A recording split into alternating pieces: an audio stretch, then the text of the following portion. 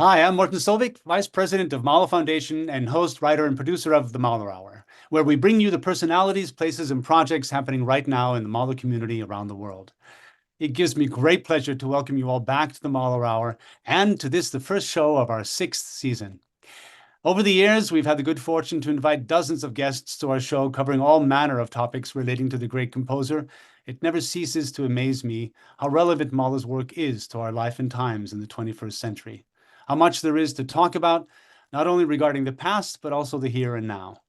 Mahler's biography and work serve as a reminder of who we are and what is truly important in life. This season, we will once again touch on some of these topics with some important events and new projects, including new films by Hillan Warshaw and Jason Starr, more reflections on Mahler's songs with Thomas Hampson, an exploration of Mahler's humor, and today, casting a glance at one of Mahler's favorite outdoor hobbies, bicycling. Before we begin, let me remind everyone that the Mahler Hour is brought to you by Mahler Foundation. So if you want to support our activities, please become a member. Just go to our website at mahlerfoundation.org for all of the details. Now, let's get right to it. Joining me today for Mahler on the Bicycle is musicologist Brent Wetters. Welcome to the show, Brent. Thank you. Nice to see everybody, or happy to be here, I should say. Tell us a little bit about yourself and how you came to be an expert on this little explored aspect of Gustav Mahler, or velomusicology, as you call it. So I can in a pretty detailed way pinpoint exactly when I became interested in this. So it was in 2013 at the AMS conference in November of that year. At that point, I had just about finished my dissertation the year before on the Darmstadt summer courses, and I mostly thought of myself as a 20th century person, right? That was mostly what I did. But as a music listener, Mahler was always somebody that I cared deeply about, and I had even written a little bit about his relationship to some of the post-war generation. But so I was looking for a panel to go to at AMS, and I saw a Mahler panel and thought, why not? And so on that panel, there was a paper by Anna Stoll-Knecht and another by Thomas Peaty. So Thomas Peaty's paper was about Mahler and soundscape and thinking about the ways in which maybe we could understand the symphonies as a kind of filtering process where he goes out on these solitary walks, hears his environment, and then incorporates it into the symphonies. So, the main examples would be things like the post-horn solo in the Third Symphony or the cuckoos in the first, right? All of these things that he hears in his environment and then transfers into a kind of symphonic soundscape, right? And so he made reference to the soundscape composers of Canada and the sort of post-war computer music that makes use of those kinds of ideas, but he sort of applied it to Mahler. Great. So he gives this paper, really interesting paper. The first question after the paper was from Marilyn McCoy, and she raised her hand and said, so really interesting, but did you know that Mahler was also a cyclist? And how might a soundscape on a bicycle differ from a soundscape just walking through a landscape, right? So she asked this, and then she told a story which we'll get to later about Mahler almost killing himself trying to climb a mountain on his bicycle. And that's where my ears really perked up because, right, I'm in addition to loving Mahler and listening to his music, I'm also a cyclist. And so one of the things I particularly like doing is finding hills and finding gradients. I have a website that I use and where I make these maps of the steepness of hills, and I'm always looking for obscure and interesting hills. So I thought, okay, I've got to go find Mahler's roots. So the first thing I really wanted to do was to be able to figure out where he was riding and to go ride those things myself, and I've done most of that. But then I started also looking into his bicycle and sort of collecting all the information I could. I figured, but this is an opportunity to become the world's leading expert on something. So I figured, I'll make that my mission for the next several years. And I've been working on this project on and off for the last, I guess it's now 13, 14 years. So So yeah. we'll be getting to a lot of this in just a minute, Brent, but I want to begin with also, of course, with bicycling itself, something that we need to contextualize, I think, historically. And the advent of this, of course, the bicycle goes back in its original formation of something that resembled a bicycle anyway to the early 19th century. But we're going to fast forward to Mahler's time because this was especially important time in the development of the bicycle, wasn't it?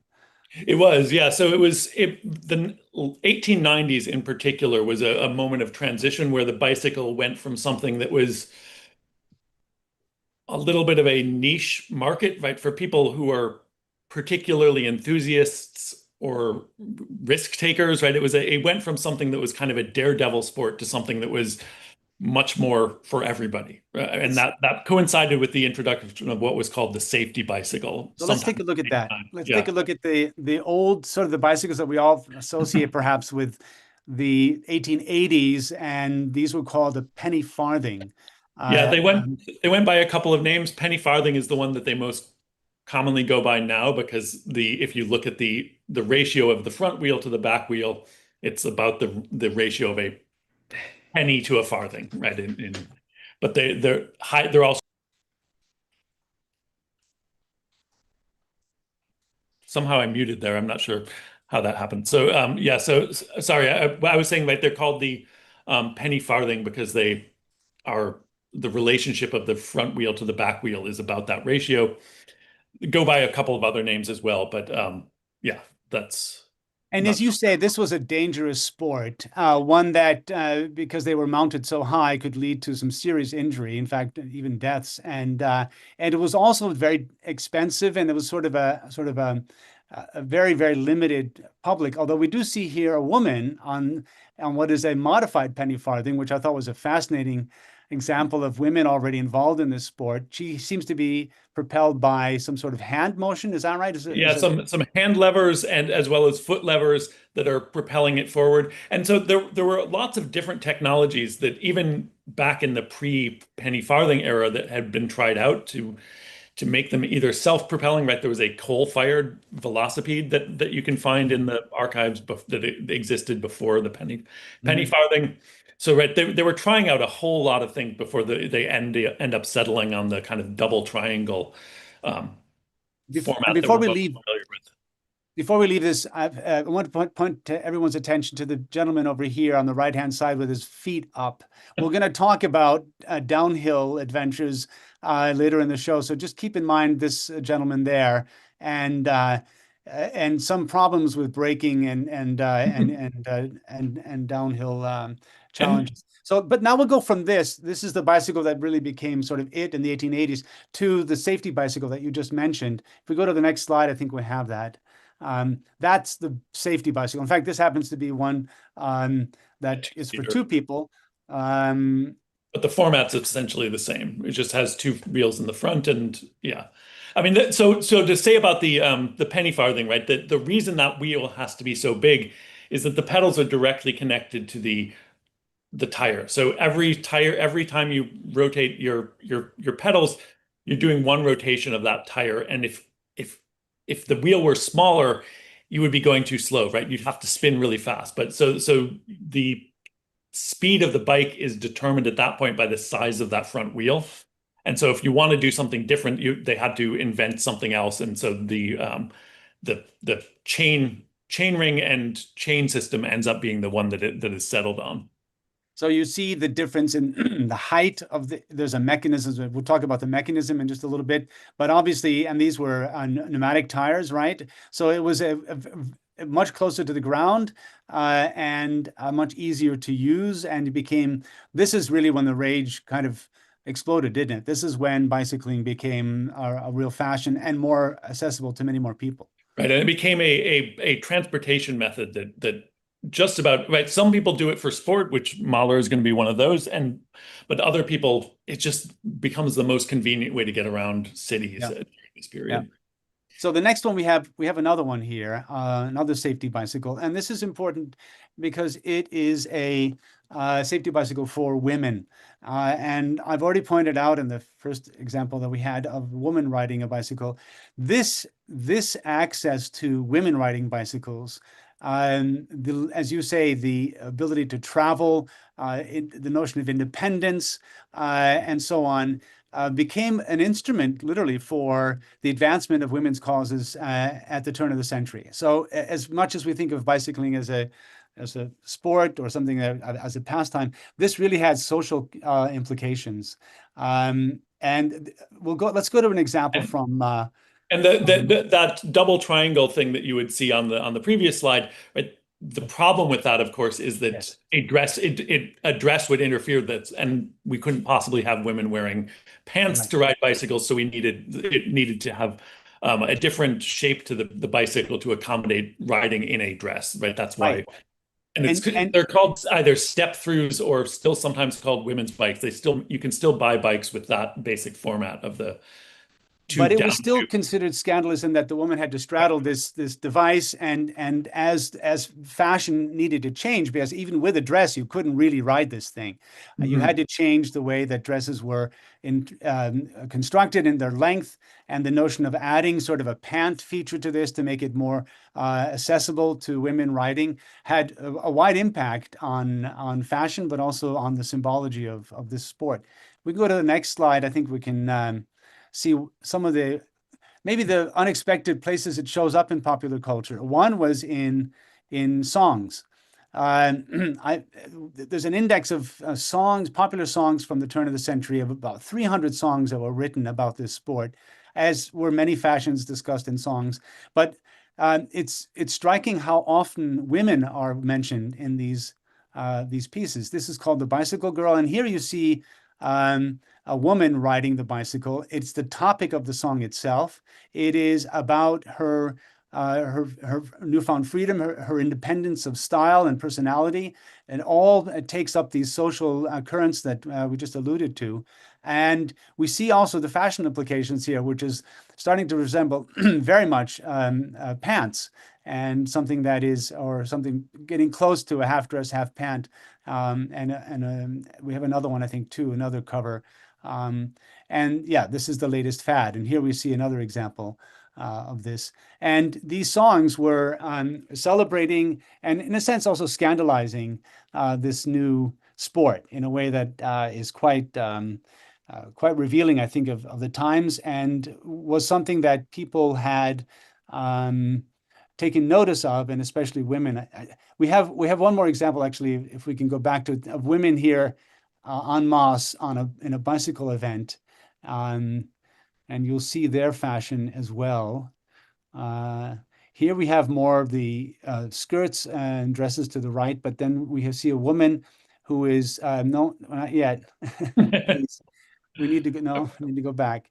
Um, we see the woman there on the right, on the left, with really what are pants.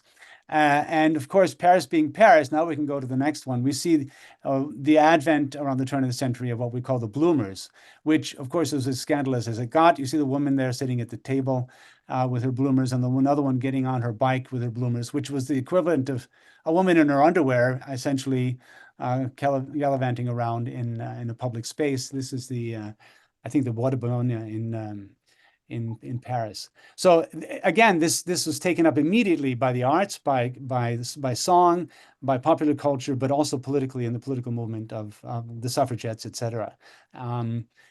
Not irrelevant also to Mahler's biography, in that Mahler's close friend Natalie Bauer-Lechner was also a very strong advocate of women's rights at the time, and something that will show up in And his. also a very big advocate for bicycling. She even has an article about extolling the virtues of cycling as an activity.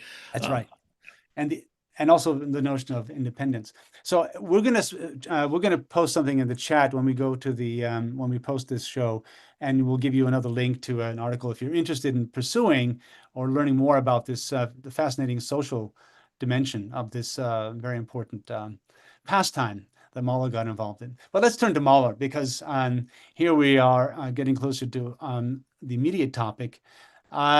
He was very fond of the outdoors. He was an athletic person. He was a rower, a swimmer, a hiker.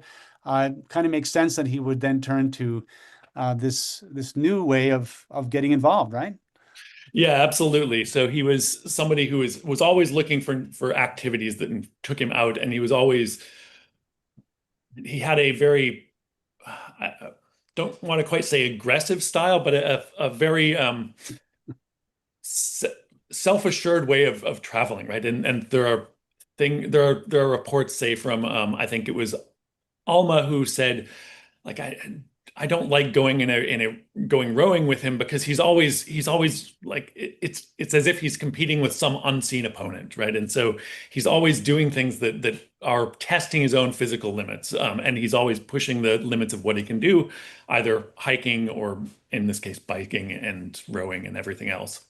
But isn't this kind of a metaphor for his life and personality, even I his think so, right? compositions? Yeah, and I think that the symphonies also have this quality of just a struggle to get through them, right? There's a process of the struggle of getting them down on paper seems to be as much of the kind of issue there as well.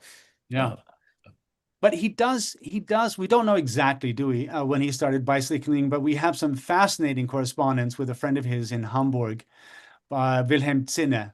yeah, Uh, here's a letter. Der Herr Z.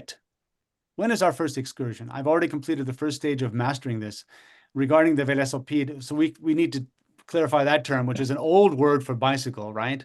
right. That's so the velocipede was the first thing that comes out in around 1815 or like the beginning of the 1800s. And essentially for anybody who has kids these days, it works about the same way as one of these balance bikes that kids now ride on, right? It's a bike to learn the process of balancing without having to worry about pedaling. So you get your speed by walking it with this bike in between you, and then you can coast by sitting up on by lifting your legs and getting but there's no pedal mechanism. It's all either pushed or gravity that pulls you downhill or something else. But that's not what he had. The term was still in circulation just because it was, right, an old-fashioned term for a bicycle. Well, of Yeah. course, Mahler is famously ironic about much of what he says, and especially with Cinna. They apparently had a very joking relationship because he has exaggerations and puns in many of these letters.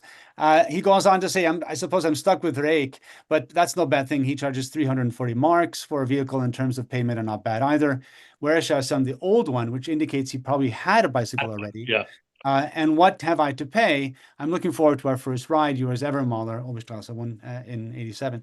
So here we have him reaching out to a friend in Hamburg saying, let's go bicycle riding. But it seems to be actually, and he's buying a bike from this Place called Rake. Yeah. distributor, Yeah. Rake.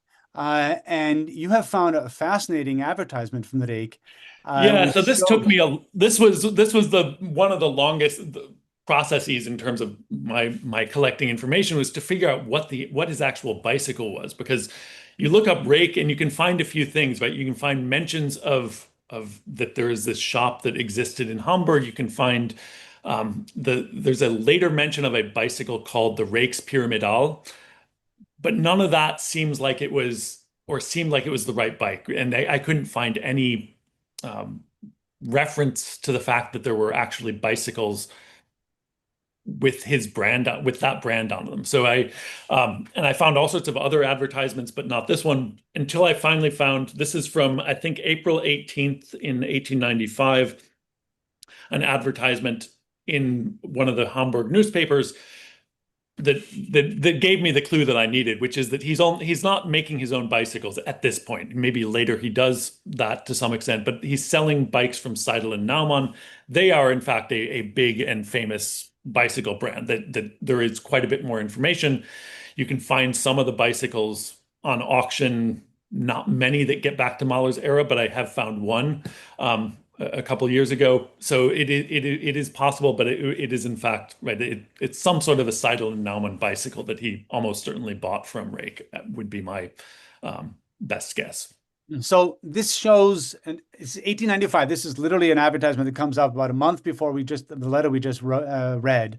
And what's fascinating about this is it's saying I not only sell the bicycles, I have an institute of teaching, a teaching Right. institute for learning how to ride the bicycle. And then in almost the same font size, he writes for women on Mondays and Fridays. Right. Uh, Yeah. So so don't be shy, women. Come and learn to ride the bicycle too. This guy knows his market, and in even smaller letters that you can't read here, no need to be embarrassed. There's sort of this everybody learns, everybody's going to make mistakes, and he's really inviting his public here to join And I, this sport. and I think we see the legacy of the penny farthing, right? That people are still seeing this as something that is not for everybody, that is only something for daredevils or people that are Right. right. They're saying they're trying to make it inviting, making it into something that anybody can do, right? And yeah, you might need some instruction, but we'll help you through the process.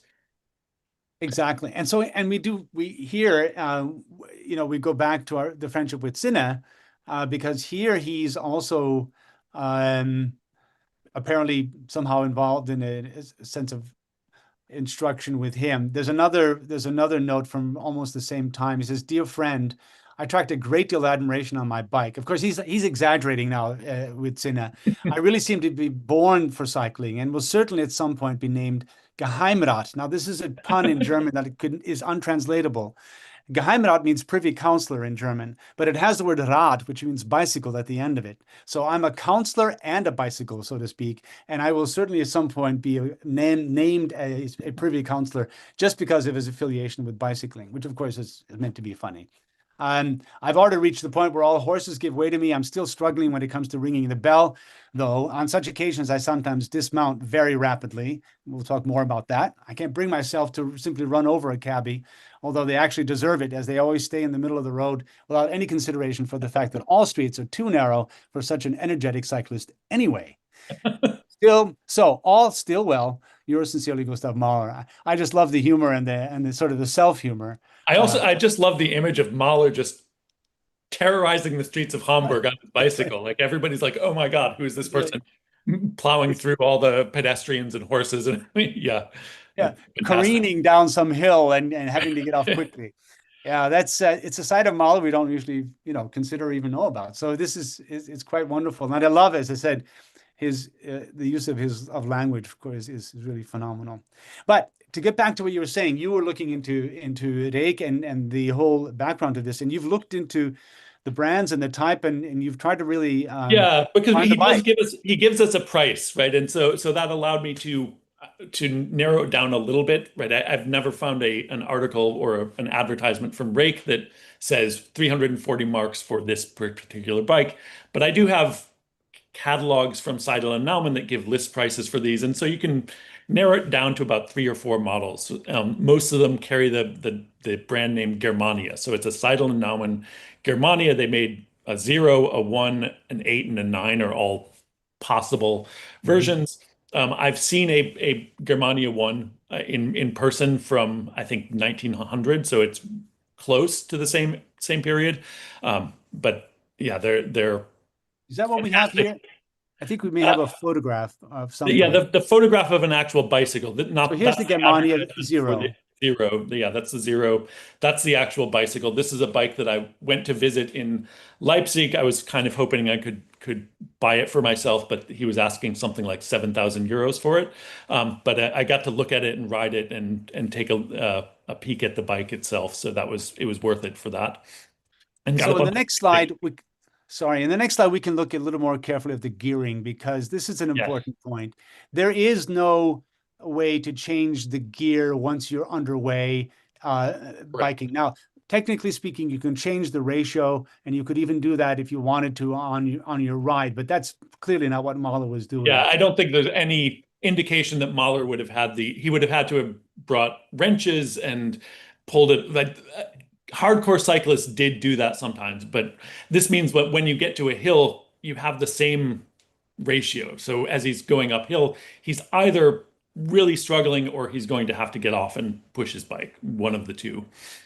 Right. Uh, It's and quite but he is also has the opportunity to pick his gear when he starts. But even that, I somewhat doubt whether Mahler was thinking ahead that much, right? So he's buying in Hamburg, which is mostly flat. He's probably getting a gear ratio that is appropriate for driving around Hamburg, and then he takes it to Steinbach, and he's going to find it difficult. And I yeah. don't know that he's going to really think of changing his gears as much of an option. So he Well, probably had just the stock gearing. yeah, and I think it shows it's a testament a little bit to his physicality. and his ability to use this bicycle. As some of you who were perhaps at the Steinbach Festival in 2017, where Brent was also there, we did, in fact, a bicycle trip from Steinbach to Bad Ischl with modern bicycles, and with modern bicycles that were, some of them were also electric. And you We get had electric assist on that trip, which made it very easy. But right. um, So it's actually it's very much bicycling today, but it's a far different exercise from Mahler back in 1895, 96. Um, let's he does. So you're right. He's practicing in Hamburg, but in some ways it seems he's very much has his eyes set on his summer vacations, where he right. has more time to actually engage in the sport. There's a wonderful letter to Anna von Mildenberg in 1896, the following summer. I enjoy riding around on my bicycle. It's the only sport apart from composing that I do here. Of course, another. I love that he calls composing a sport too, right? That's more, Yeah. More irony. yeah. My sisters, poor things, are terribly bored. They have no stimulation whatsoever, especially since I have to devote most of the day to my work and bike rides, the latter being a much needed afternoon respite after a strenuous morning in the composing hut. I find that a fascinating reflection on his need to move his body after an intense morning of composing, and Yeah. praising the bicycle for being exactly the outlet he was searching for. Yeah. Yeah. It's fantastic. And yeah, it's something I definitely relate to myself as a cyclist, that you can only spend so much time working on writing or composing, and then cycling is this opportunity to just clear your head, right? It's Yeah. a moment where you can shut off all of those other kinds of inputs. So I sometimes convince myself that I will be able to go out for a bike ride and keep working in my head on a bit of writing or a composition Mhm. question. It never works, right? My head just sort of shuts off for that period, and it still helps, but it helps for a different reason. It's not that I can sort of compose or write while I am Yeah. cycling. And so he would probably do this on a fairly regular basis, even daily basis. But when he was done with a chunk of composition, when he had finished a movement or a section or a stage of composition, he would then take a couple days and go bike riding, as we know. Right. And here's an example of one where he's on his way to Bad Ischl. My dearest Anna, it is thundering in the distance outside, but I'm packing my bags and cycling off to Ischl. My work is finished, which is why he's taking these few days, and I must leave to get some rest. I'm quite exhausted. So he's getting rest by taking a bike ride. I'm quite exhausted. I will be away for 4 to 5 days. I don't know yet where I'll stay, but I suspect that I will do a bit of climbing in the mountains. So this is this is Mahler's notion of rest. And of course, it's rest from mental exercise and composing. And we know that who was in Bad Ischl? It was Johannes Brahms who was in Bad Ischl, and Mahler visited on a regular basis when he was living in Steinbach, um, not too far away, although it is quite a bike ride up and down a little mountain pass or hill there. And he went off to Hallstätter See and other places, didn't he? He did, yeah. So he goes from Steinbach to Bad Ischl, then on to Hallstatt. He doesn't really say how long any of this takes, whether he does it all in one day or breaks it up, or how he stays in between. There's a lot of information on some of these rides where he doesn't quite give enough information to recreate the entire trip. We'll see that with the big trip also in a second. Yeah, Yeah. He does send a postcard from Hallstatt, and he does send another letter to Anna, I think, when he's back on the 17th. So it turned out to be about 6 days. right. Anyway, so he leaves Steinbach behind in 1896, but he was not done bicycling. No, not at all. Right. He saved his best for 1900, when he was first year at the Wörthersee in the Meyernig house. This is the year, in fact, that he gets there. He has not built the villa yet. He's staying at the Via Antonio, which is just a couple, maybe less than a mile away from the current Via. But he does have his composition hut for that first summer, and Right. that's when he does some of his significant riding. He's also there with Natalie Bauer-Lechner Our Lechner is still there for that before at he's that point. before he meets Alma. Yeah, it's And just before the that. two of them are actively, we should say this too, in Steinbach too, actively bicycling together. He leaves out those mentions of Natalie when he's writing to his girlfriend Anna. Right. Um, but at this point, he's no longer with Anna, and it's just Natalie. And they're spending a lot of time bicycling. So she gets to observe firsthand Mahler with his contraption. And we just had a sort of a summary. Well, let's go back to her memories of this. Between his work for recreation, Mahler took a half-day excursion. In order to achieve as much motion in as short a time as possible, he attempted to ride around the entire lake. We're talking about Wörthersee now. And that's a big ride, right? That on a modern bike, I did it 2 summers ago. It's like a 30-mile ride. It's easy as long as you stay by the lake. If you decide to take any detours, which I did to go up and see a Alban Berg statue, then you're going up some pretty significant hills. But as long as he stayed by the lake, it would have been mostly flat. Still, as you say, Yeah. 30 miles on that older bike is no easy Oh, trick either. yeah. And not only that, as she goes on to say, and in the process, he crashed twice and tore up his hand, fortunately the left, that tortured him for 8 days, and he was left with bruises on all of his limbs.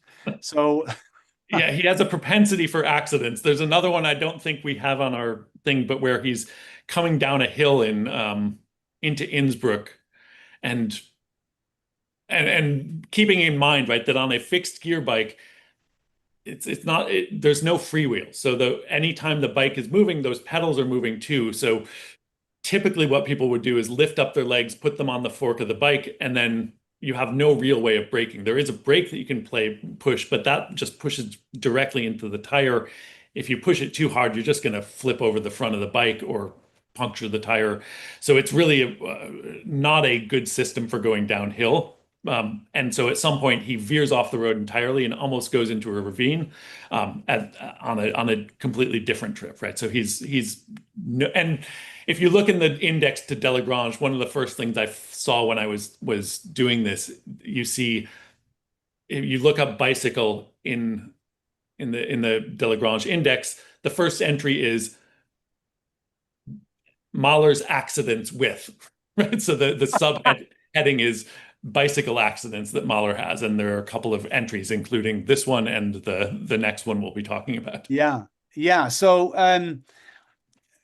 as you mentioned about his personality earlier, in the show, you're talking about his drive to, just keep pushing and pushing himself and challenging himself. So what does he do? He lives on the Wörthersee, Correct. and probably the most challenging climb, maybe in all of Austria. I have no idea. Not One of the quite. No, there's some, All right, but or let's for the call it time, but yeah, one of the big ones anyway. It's the Loibel Pass, which today passes into Slovenia. Back then, it was all part of the Austrian Empire, and you got to drive. First off, you have to ride around the lake. Then you have to continue south and up this incredibly steep passage. And this was Mahler's idea again of taking a break. Apparently, you have retraced this ride, Brent. Tell us a yes. little bit about it, and we even have a little film from this. Yeah, so I guess we'll get to the story in a second, but yeah, so it's this climb up the Loibel Pass, and so I mapped that out. It is an absurdly difficult climb, especially so the climb itself starts just outside of Klagenfurt, so if it and very close to his summer home, so he wouldn't have had to have gone very far from his house before he's starting to go uphill. The whole thing is somewhere on the order of 15 or 16 kilometers from bottom to top. And the very top is absurdly steep. And now if you go there, so if you go there now, the road that goes up the Loibel Pass comes up to a certain point, and then there's a tunnel that goes through the mountain and down the other side. And so there's no longer a need to go up to the pass. The paths still exists, and there's a road that goes up both the Austrian and Slovenian side. That's where it gets really treacherously steep, and it's now still a gravel climb, so it is still very difficult even on a modern bicycle with very low gears. The Slovenian side is in fact even steeper, but the road is in better condition on that side because it's more used today. Um, but yeah, it is not an easy climb that he set himself to do when he's going up this thing. All right. You're now, we have a little film here. This is of you going downhill, I think. Yeah, and I, I don't know, does it make sense to jump ahead and tell the story before we look at this video? Okay, maybe we can do that. We Yeah, can. that might make sense because otherwise, All right, let's stop here and we'll go back to this, I think, because, yeah, I guess we yeah, have to set the scene. Yeah. there's a whole story of right what happens on this climb, and one of the things I needed to sort out is right, where some of these mishaps that he encounters happen because it didn't quite make sense just looking at it on the map or in my map where I map out the gradients. Um, so Shall we yeah, read? Shall we read yeah, Natalie's account of this yeah. So harrowing journey? Natalie tells this story of the account, and it Okay. also ends up in Delagrange. Yeah. But let's read Natalie's own words because she was a firsthand, not necessarily witness to this trip. It sounds like he was alone on this trip, but he, I'm Right. sure, gave all of the details to her when he got back. And this is literally a trip where Mahler could have died. Yes. And unfortunately, some some some divine angel was looking over his shoulder. Right. Let's have that text. He made a still greater. He took a still greater trip. Um, from the Yeah. Natalie's. This is a longer text, but we're going to show it to you as we read it because it gives you a better chance to follow. He took an even longer ride on August 10th over the Loibel Pass towards Veldes, which is today Bled. To his great astonishment and effort, when he thought he had almost reached his goal, he had still had hours of effort to push his bike up the steepest ascent, from 400 to 1,400 meters, followed by an almost more laborious descent. He fared the worst, however, when he handed his bike over to a lad who agreed to carry it to the summit for a florin. Relieved of the unnecessary burden, he took shortcuts. That would have, let's see, Brought can't, him you instantly know, I've brought got, him. Yeah. for some reason, my text has been cut off here for some reason. Oh, I don't know why. There, it's fine for me if you want me he to fared take the a worst when he was handed his bike to a lad who agreed to carry it to the summit for florin. Relieved of the unnecessary burden, he took shortcuts that would have brought him in an instant to the summit. So I need the next text. yeah. He had already reached the final shortcut when he lost his way, and this is where he gets into trouble, and failed at the proper moment to turn, and thus came to the steepest section. He could only continue by walking on all fours. That's how steep it was. But how great was his horror when the gravel pitch finally crested and discharged him into a masonry water ditch. It was smooth and extremely steep, so there were no holds for his hands or feet. Finally, Mahler found a crumbling place in the wall where a clump of ferns had taken hold. These were his salvation. I need the next text. With these, in order not to pull them from their roots, he slowly pulled himself up. Imagine if the ferns had given way. Crawling up on his wedged elbows, he finally reached the road. Unsurprisingly, he emerged from the concluded danger, bathed in sweat, hands and feet bruised. The lad, however, who had arrived at the summit long before, stared at him like an apparition as he ascended unexpectedly from the completely wrong side, as if he had risen from the grave. Right. Yeah.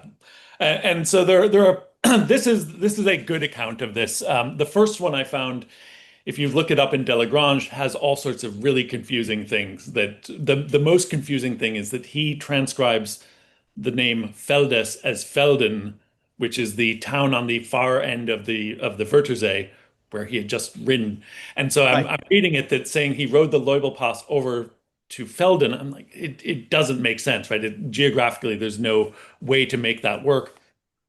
And then only when I found the Bauer-Lechner original did I realize it was Feldes in Slovenia. And so that I figured that out. The other thing that to me didn't really make sense, the 1,400 meters is about the right distance for the Loibel Pass, right? It's pretty close, or the right elevation. It's 1,370. So, rounding up, that's the elevation at the top of the Loibel Pass. But 1,000 meters to climb didn't really make much sense, but right that he could get to a point where he thought he was at the top, but still had to go another 1,000. But one thing, when you look at the map of the Loibel Pass, it does have this kind of double crested feature, right? So there's a spot, but it's very early on. It's right a very early spot where it goes up and there's a bit of a descent, and then it kicks back up all the way to the summit. But looking on the map, I thought there's no way this is where he thought he was at the top, right? It didn't really make sense to me that all the way back, it's only maybe 2 or 3 miles into the climb that he would think he was there. keeping in mind, of course, he doesn't have a cycling computer. He doesn't have any reliable way to measure how long he's gone. And going uphill, right, it's difficult, right? So I can understand maybe how he loses track of time. It's like, I'm probably there by now, and wishful thinking can do a lot in those cases for making you think you're to the top. And so that video that I have that we were about to show, one of the things I discovered on my ride is I got to that first spot, and it really does. You come to this moment, you look around, you see a descent down the other side. You feel like you've achieved something, right? You feel like you're at the top, and you start going down, and a few moments later, probably about the time there's an inn on the side of the road that would have been mentioned in the guide that he was using, still there, the Deutsche Peter. Um, he probably sees that and realizes, oh no, right? I am nowhere near where I need to be. And then he keeps going. And then the question of where does he find his way to take the this shortcut?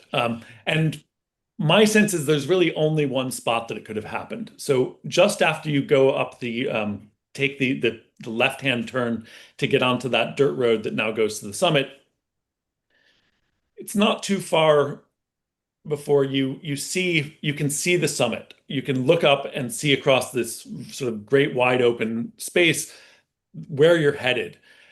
But at that point, the road kicks back to the and has several other switchbacks that go off in the opposite direction.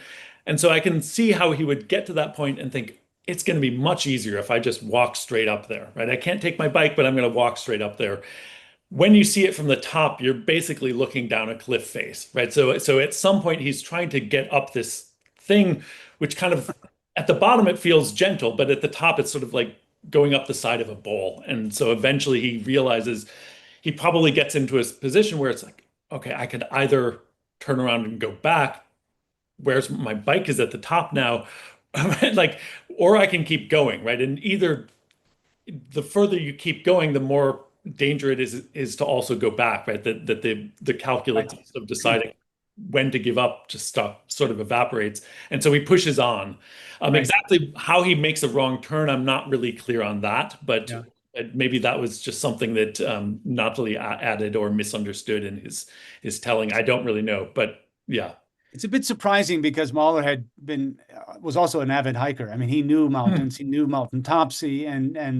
but Yeah. he probably had never hiked the Leubel and miscalculated what he was getting himself into. Now, let's take a look at the film because this is from Yeah. that area of the. Tell us where we are Yes. before we So start. we're just headed up to that first summit. So this is the that first what's known as the Kleine Leubel. So there's the Kleine Leubel and the Grosse Leubel. This is the Kleine Leubel where I was trying to ascertain, right? Could he have thought this was the summit? And my sense after doing it is yes. So this is the crest, and then it's going to start going back down.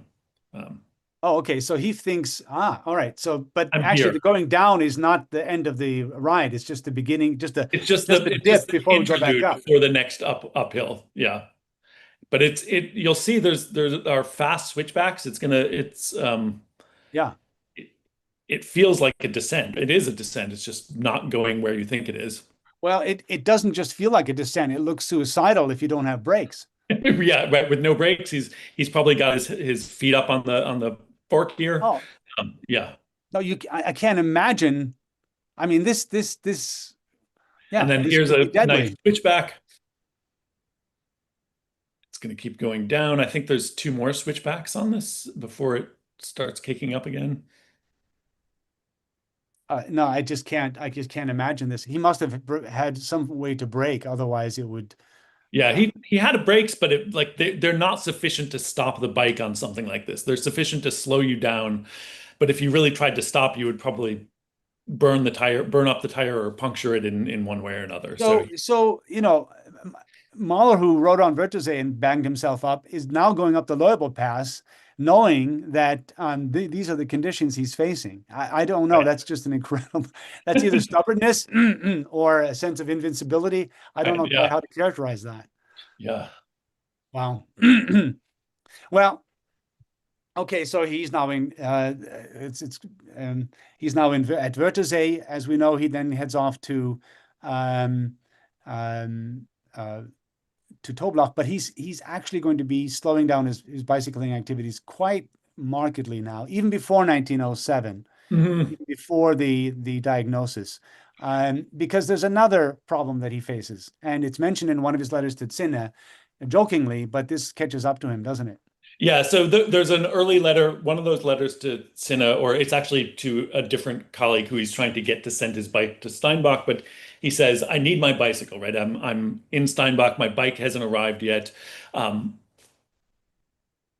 but he says, but the reason he gives for why he needs it is because he says he's suffering from his old complaint of hemorrhoids, and bicycling is the only thing that will cure it, which of course, right, is not a cure, right? And we assume Mahler did not or knew that, right, that this was I think it's a way of saying this pretty is going clear. to Yeah, make things worse, but I'll take it. probably. I'm doing it anyway, right? Yeah.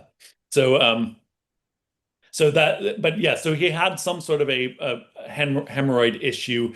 He also mentioned subterranean issues. I Yeah, think that's his general term for digestive tract problems that had plagued him for a while.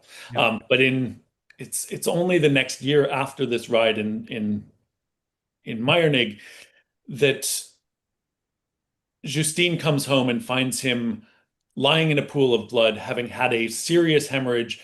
A doctor is called, and the doctor tells him, if the timing had been slightly different, if he had gotten there an hour later, he would not have survived it, right? So he's having significant health issues that are not just an inconvenience, but life-threatening, and that leads him to not ride as much. I would assume for the right. It's why we don't. I assume this is why we don't see so much about riding in the next few years. When riding crops up over the next years in letters to Alma, for example, he says things like, "Oh, don't worry, I'm not riding that much, and I go slowly now." Right? She's worried about whether he's riding too much, mhm, and he's reassuring her that he is not. So yeah, right. So it definitely takes a curtailed after about this point in 1900. yeah. He's also a father, Right. and a Yeah, there's that husband, too, right? and Obviously, that changes everything as yeah, well. Um, yeah. So he starts to curve back on this. But in our last 10 minutes here or so, let's think a little bit about, okay, Mahler rode a bicycle, but what does it tell us when we get to know this other side of him, or perhaps this unknown side of him? Uh, what are we left with? What can we say about Mahler in a more general sense or a more specific sense?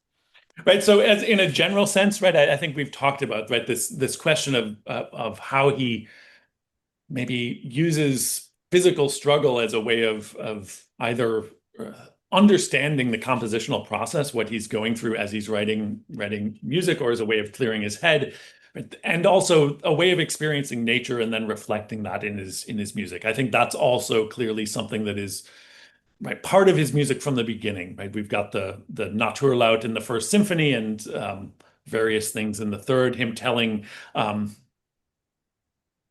Bruno Walter that he doesn't need to look at the beautiful hills around Steinbach because it's already in his music, right? So he's doing these interesting things with nature already. What I see maybe cycling is providing him is a way of not just thinking of nature as something to be represented as a soundscape, but as reflecting the experience of nature, right? Either cycling or hiking in listening to symphonies. And in a specific sense, right, I have all this research that I had done on the bicycle. I'm looking for something to do, right? I'm looking for some way to apply this to his music, and maybe especially with this idea of summits. And so right, and it's something that comes up elsewhere. I think we have the slide may be a little bit later. Actually, right, and I guess right. There's also the athletic question. I don't know if we want to talk about the roller quotation or not. Um, right, his physique is something that comes up. But in any case, right, I'm looking for a way to connect this to the music, and so I'll just do a little name drop here. But I was asking a colleague at Brown University, who's also a Mahler fan, like which symphony might you associate with summits, right? What's something that has a summit, right? We could think of the ending of just about any symphony as being a summit in some way or another, right? The second could be a summit when you get to the end. But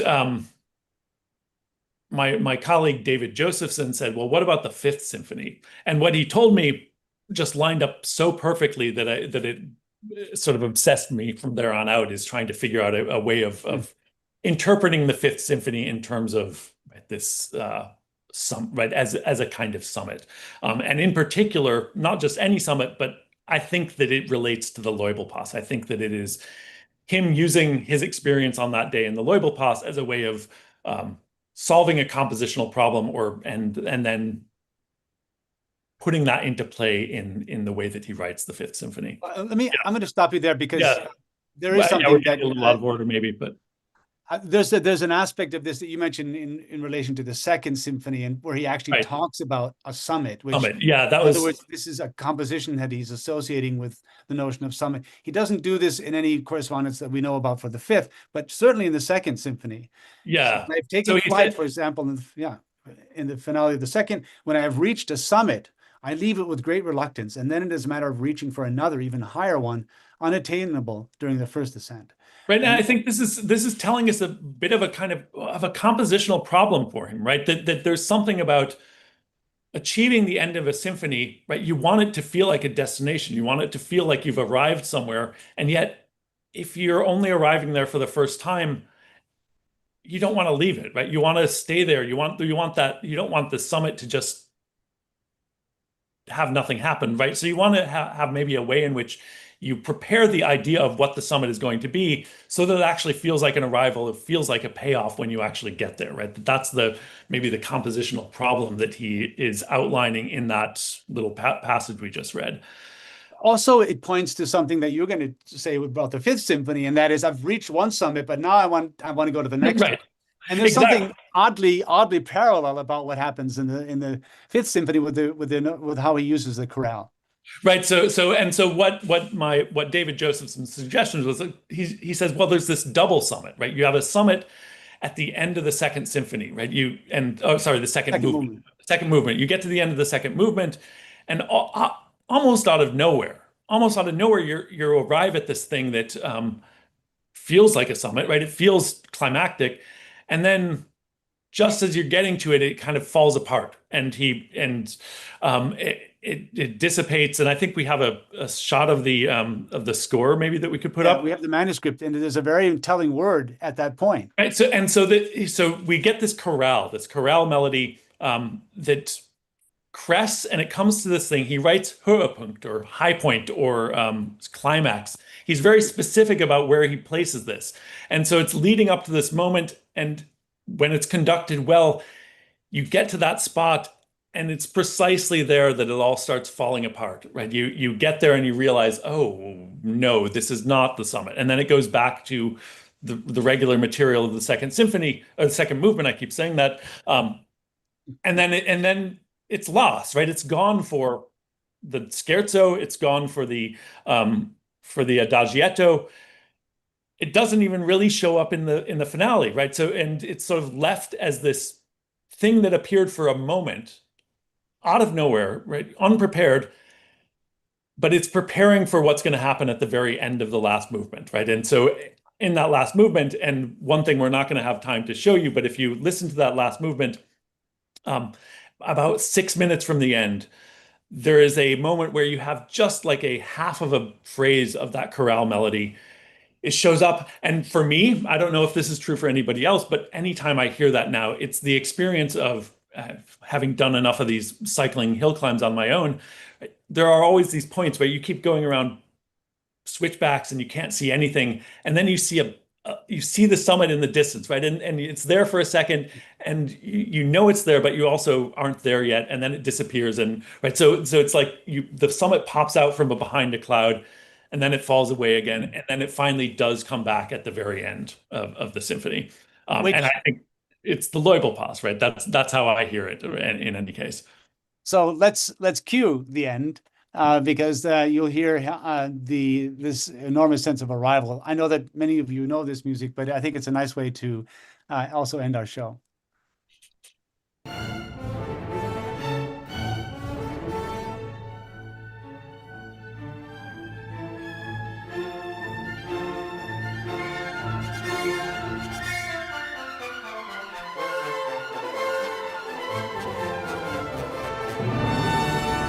it is.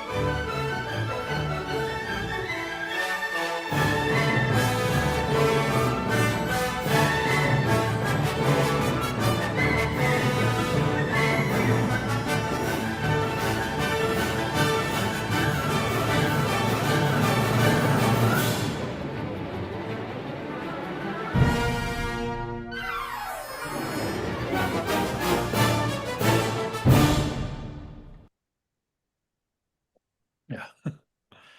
Well, Okay, so after we, that. we reached the summit after all. Yes. Scarred and bruised, but happy. Right. Yeah. And so I guess, the one thing that you have to say about that, right? If you're going to interpret the Fifth Symphony, which I know not everybody's necessarily on board with this as being about the Leubelpass, it's not an accurate representation, right? There was no triumph in the way he arrived at the at the summit, right? He was scrambling over. He didn't even have his bike with him. Like, it feels like what it would have felt like had he actually ridden the climb, right? So that's what it feels like, not the actual feeling of getting to the top. Well, many thanks for being on our show today, Brent. Thank you very much. Thank you.